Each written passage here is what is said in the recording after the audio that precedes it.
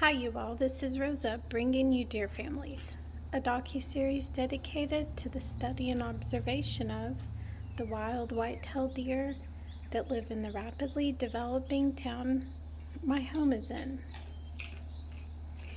Here we have Lana, who just had her babies. I believe she was carrying two because she was so large. But we'll find out when they're strong enough to walk and follow her, if they make it through the first days of their lives.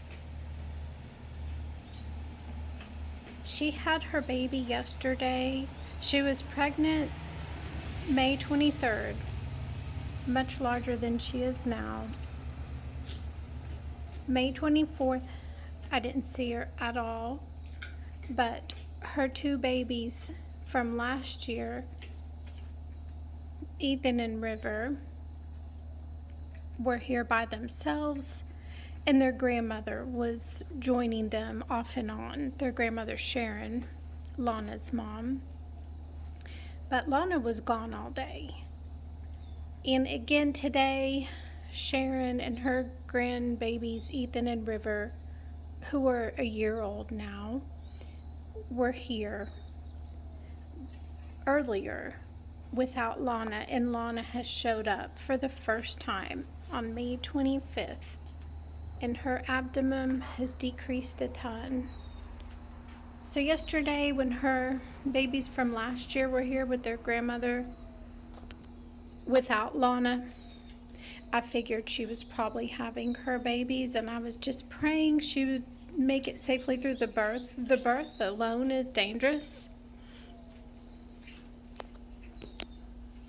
So I'm so happy to see her today looking healthy. She does look kind of tired to me.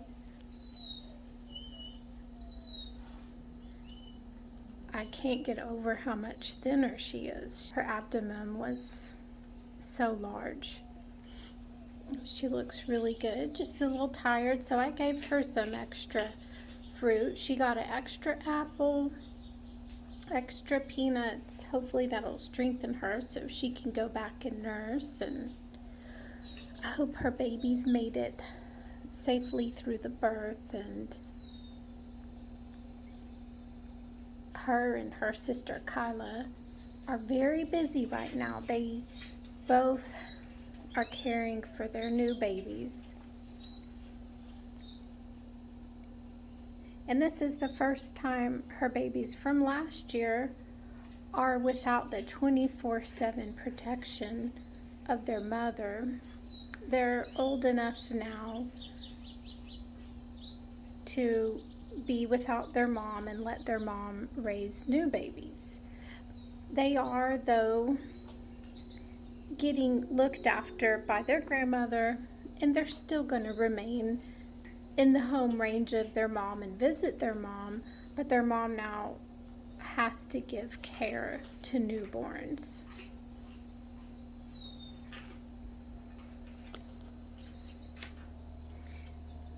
So I'm so excited for Lana, and I hope to meet her baby soon. I was just going to show you how much smaller she is. She's carrying milk, of course, so her belly is not completely thin, but in general she is much smaller than she was in the last video. Hi, Lana.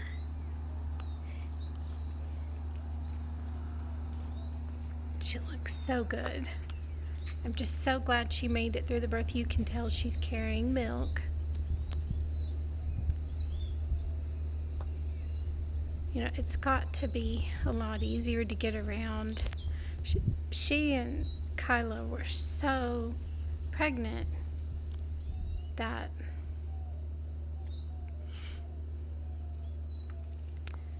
it was getting hard for them to move and bend down. They would have to climb up these little hills and slopes slowly, and they were breathing heavily, so she's quickly run back to her baby and her new babies, her newborn babies.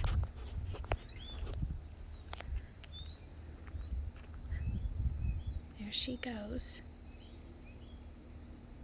She's on a mission. She's going that direction, so she may have had her babies. That's an empty lot. So that's an empty lot that goes back pretty far, and I just watched her walk all the way to the back of it. So that might be where she's keeping her babies. It's completely bordered by fences because there's houses surrounding it. So I sure would be glad if that's where she has her babies, because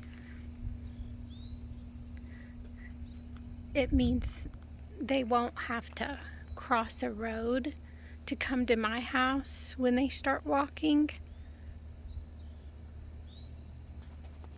So fingers crossed they survive.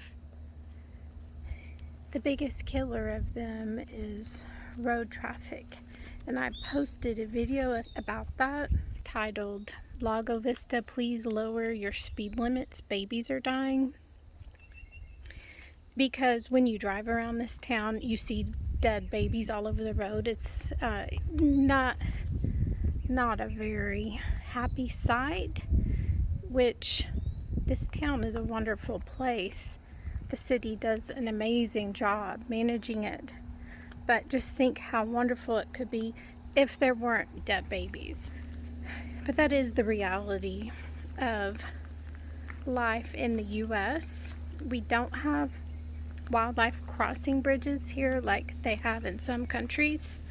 So in the video description of that video, I have a link to a wildlife crossing bridge, and I have a request to the city that they consider building some. They don't have to be as elaborate and big as the bridge in my video. The streets here are pretty small, so it wouldn't be as expensive. Just any old bridge, I mean, couldn't be too hard to put. I mean, there would of course need to be fundraising efforts, but I would happily volunteer my time if the city was interested in that, to fundraise for it. So that would definitely improve the quality of life here for all living things, people and animals. There are Facebook posts being made by other residents asking people to slow down, like I did in my YouTube video, and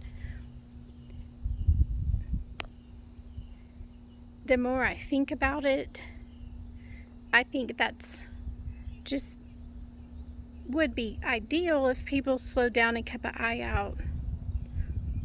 But the most effective thing would be wildlife crossing bridge, just because things happen. People get in a rush. Their wife might be having a baby, or they may have an emergency. I mean, there's even police escorts where they have to speed to get people to a hospital. There's police and ambulances have to speed for emergencies. So I don't know how effective it is just to slow down. I really do wish they would just start putting wildlife crossing bridges here. I mean, that is truly effective. Animals use them. It's proven to work. Once the bridge gets put in,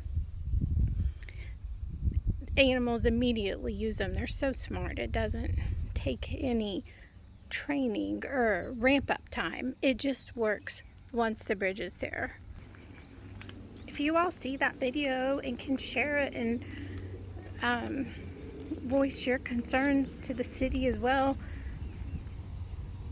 and even the city in your area, I'm sure could benefit if you live in the United States. This country could use a lot more wildlife crossing bridges, at least in the South. I've never seen one in the South. I know they have them in other Midwest or northern states, but none in the South. So we could definitely use them because there's a lot of wildlife in the South. Being as warm as it is, we just have so many species here. So we need it. So please share it if you can, and the more voices that speak out, they might actually take some action or be open to other people helping take action. So anyway, I hope you all are having a great day and enjoying the nature and wildlife around you. Bye-bye from Rosewood Deer Families.